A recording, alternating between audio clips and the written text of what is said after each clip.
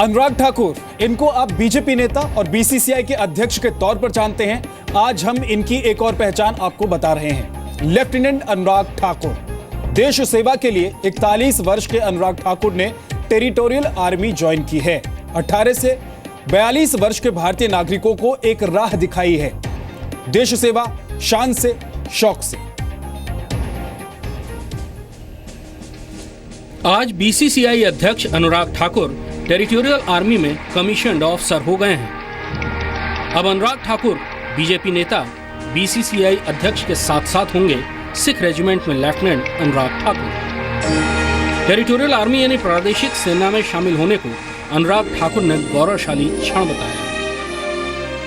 अनुराग ने कहा कि देश सेवा उनके जीवन का मूल मकसद है और वो हर वक्त हर परिस्थिति में देश सेवा के लिए तैयार हैं।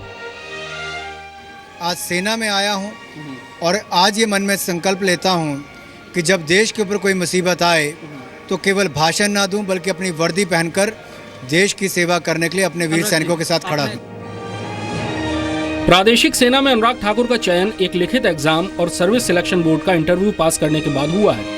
अनुराग ने इसके लिए मध्य प्रदेश और हमीरपुर में नियमित अधिकारी के तौर पर ट्रेनिंग ली है। अनुराग ठाकुर के पिता प्रेम कुमार धूमल को बेटे पर गर्व है। हम सारा परिवार उनकी उपलब्धियों पर गर्व महसूस करता है।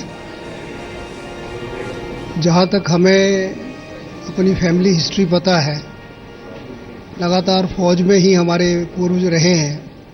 केवल हमारे वाली पीढ़ी नहीं थी, वो कमी भी आज अनुराग ने पूरी कर दी है।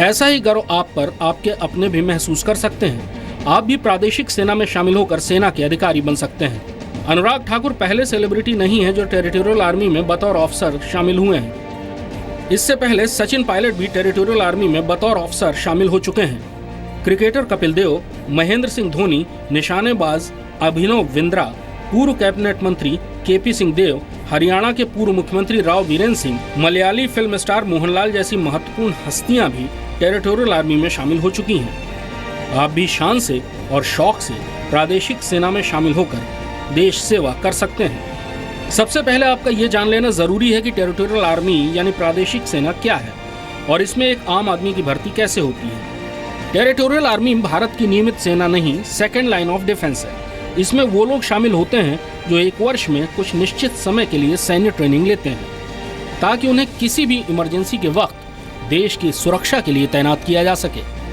ये कोई रोजगार का जरिया नहीं है। प्रादेशिक सेना में शामिल होने के लिए आपका किसी न किसी असैन्य पेशे से जुड़ा होना जरूरी है। टेरिटोरियल आर्मी में शामिल होने के लिए जरूरी है कि आपकी उम्र 18 से 42 वर्ष के बीच हो। सबसे पहले आवेदन, फिर एक लिखित परीक्षा। लिखित परीक्षा पास करने के बाद इंटरव्यू और मेडिकल फिटनेस टेस्ट और आप बन गए टेरिटोरियल आर्मी में ऑफिसर। टेरिटोरियल आर्मी में एक ऑफिसर का रोल क्या होता है, आप कुछ इस तरह से समझिए। 1962 के भारत चीन युद्ध में देश सेवा के लिए टेरिटोरियल आर्मी के ऑफिसर्स और जवानों ने खून बहाया था। पाकिस्तान की सेना को टेरिटोरियल आर्मी के जवानों और अफसरों ने युद्ध के मैदान में कई बार धूल चटाई थी। कश्मीर और उत्तर पूर्व में आतंकवाद विरोधी अभियानों में टेरिटोरियल आर्मी ने बहुत शानदार काम किया है। इन्फेंट्री के अलावा टेरिटोरियल आर्मी की डिपार्टमेंट विंग भी है जिसमें रेलवे, ओएनजीसी जैसे बड़े डिपार्टमेंट शामिल हैं। इन जगहों पर कार्यरत कर्मचारी अपने काम के साथ साथ टेरिटोरियल आर्मी के जरिए सेना की वर्दी पहनने का गर्व हासिल कर सकते हैं। टेरिटोरियल आर्मी की इको विंग भी है जो पेड़ लगाने जैसे कामों के जरिए देश के पर्यावरण को बचाने की कोशिश करती है और वो भी सेना की शान के मुताबिक। कई बार प्राकृतिक आपदा के समय भी टेरिटोरियल आर्मी के ऑफिसर्स और जवानों ने मिसाल पेश की है, चाहे वो लातूर का जलजला हो या उड़ीसा का साइक्लोन। शान से और शौक से टेरिटोरियल आर्मी के अफसरों और जवानों ने देश की हर वक्त सेवा की है। ब्रह्म प्रकाश दुबे के साथ कृष्णमोहन मिश्रा, जी मीडिया, दिल्ली। तो देश सेवा शान से, शौक से आप कैसे करें ये आप जान लीजिए। आपको बता देते हैं कि इसमें किस तरह से आप शामिल हो सकते हैं या फिर इसमें आप जाकर सेवा कर सकते हैं देश की। भारत के सिर्फ पुरुष नागरिक ही टेरिटोरियल आर्मी में शामिल हो सकते हैं। Medically fit ex service officer जिनकी उम्र 18 से 42 साल के बीच हो। ये उम्र है कम से कम 18 से 42 साल के बीच आपकी उम्र होनी चाहिए। यूनिवर्सिटी से, किसी भी यूनिवर्सिटी से आप ग्रेजुएट होने चाहिए।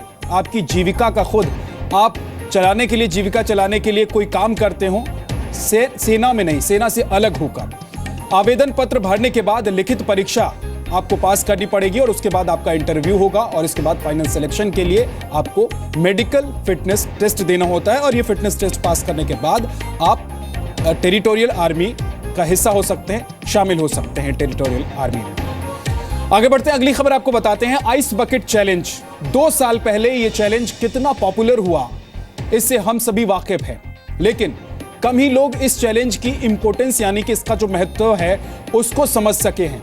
जो भी हो, लेकिन ALS बीमारी से जुड़े ये आइस बकेट चैलेंज अपने उद्देश्य तक पहुंच गया है जिसकी जरूरत थी। क्या है वो उद्देश्य, आपको बताते हैं।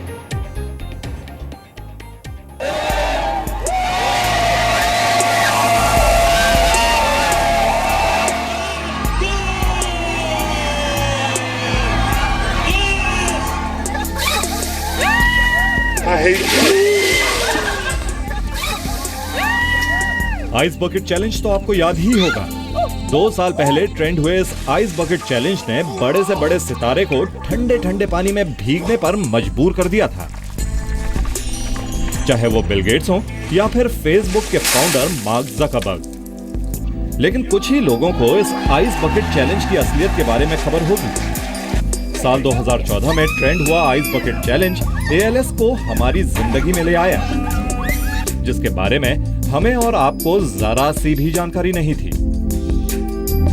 ALS यानी एम्योट्रोफिक लेटरल स्क्लेरोसिस, ये नर्व सेल्स से जुड़ी एक ऐसी बीमारी है जो कि एक इंसान को चलने लायक तक नहीं छोड़ती। लेकिन ALS बीमारी से जूझ रहे लोग और उनके परिवार आपको थैंक यू बोल रहे हैं। थैंक यू, क्योंकि जाने अनजाने ही सही आपने इस बीमारी से जुड़े लोगों की एक बड़ी मदद की है। थैंक यू, क्योंकि साल 2014 में पॉपुलर हुए आइस बकेट चैलेंज से 22 करोड़ रुपए की रकम इकट्ठा हुई, जिसने बीमारी की स्टडी में काफी मदद की है। और इसी स्टडी की मदद से अब हम एक कदम और आगे बढ़ चुके हैं बीमारी का इलाज ढूंढने के लिए। इस आइस बकेट चैलेंज की मदद से इकट्ठा हुए फंड से बीमारी पर चल रहे शोध को मदद मिली, जिससे एक ऐसे जीन की डिस्कवरी हुई है जो इस बीमारी के कारण को तलाशने में मदद करेगी। आइस बकेट चैलेंज की मदद से इकट्ठा हुई रकम से वॉशिंगटन की ALS एसोसिएशन को $220 मिलियन यानी करीब 22 करोड़ रुपए की आर्थिक मदद मिली है, जिससे ये शोध किया गया है। University of Massachusetts medical school के जॉन लैंडर्स और यूट्रेच के मेडिकल सेंटर यूनिवर्सिटी के जोन वेल्डिंग की नेतृत्व में ये शोध किया गया, जिससे इस बीमारी की असल वजह जानने की ओर कदम बढ़े हैं। इस शोध में NEK1 जीन का पता चला है, जो कि इस बीमारी से जूझ रहे लोगों में पाई जाती है। NEK1 जीन को लेकर हुए इस शोध को साइंटिफिक जर्नल नेचर जेनेटिक्स ने इसी हफ्ते पब्लिश किया है और अब उम्मीद जगी है कि इस बीमारी का जल्द ही इलाज मिल जाएगा। ब्यूरो रिपोर्ट, जी मीडिया। अब बात एक लड़की के मजबूत इरादों की, जिसने अपनी लगन के बल पर जिंदगी की हर मुश्किल को न केवल पछाड़ा बल्कि वो तमाम दूसरी लड़कियों के लिए आज मिसाल भी बन गई है। बात इलाहाबाद की आयशा सईद की, जो है इस साल की भारतीय सांख्यिकी परीक्षा की ऑल इंडिया टॉपर। परिवार को पालने की जिम्मेदारी के बीच आयशा ने कभी सपनों को मरने नहीं दिया और आज मां अपनी बेटी की कामयाबी पर गदगद है।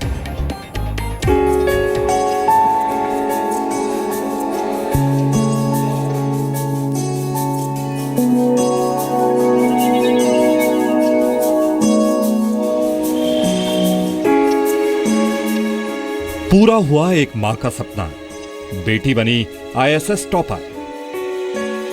हौसले अगर मजबूत हों तो उसके आगे कुछ भी हासिल करना नामुमकिन नहीं है, और इसे सच कर दिखाया है संगम नगरी इलाहाबाद की एक बेटी ने, जिसने जिंदगी की हर जंग लड़कर न केवल अपनी मां का सपना पूरा किया बल्कि तमाम लड़कियों के लिए एक मिसाल बन गई, जो कई बार जिंदगी की जंग लड़ने से पहले ही हार मान लेती हैं।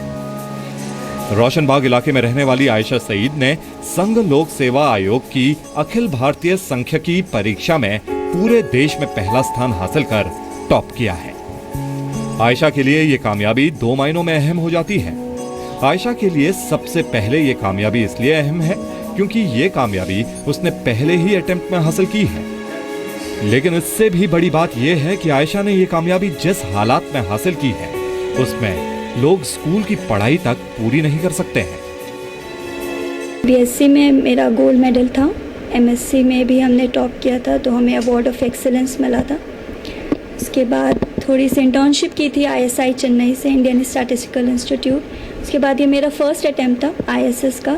Right from the beginning 11th standard से हमने इसके लिए सोचा था कि हम आईएसएस में ही जाएंगे और कोई एग्ज़ाम्स वगैरह दिया ही नहीं। मेरा एक सिंगल माइंडेड परस्यूट था कि हमें आईएसएस ही में जाना है। तो मेरी फर्स्ट अटैम्प्ट था और देखिए अच्छा अटैम्प्ट। आयशा का परिवार दरअसल इलाहाबाद के एक छोटे से गांव कौसपुर कटाहुल्ला का रहने वाला है। जब आयशा महज 2 साल की थी तभी पिता की मौत ने पूरे परिवार को तोड़ दिया। लिहाजा परिवार की माली हालत खराब होने के चलते आयशा के लिए ये राह बेहद मुश्किल भरी थी। वो खुद ट्यूशन पढ़ाकर 4 लोगों के अपने परिवार का पेट भरती थी और फिर अपनी पढ़ाई भी करती थी। किताबें खरीदने के पैसे ना होने के चलते वो किताबों के फोटोकॉपी से पढ़ाई करती थी।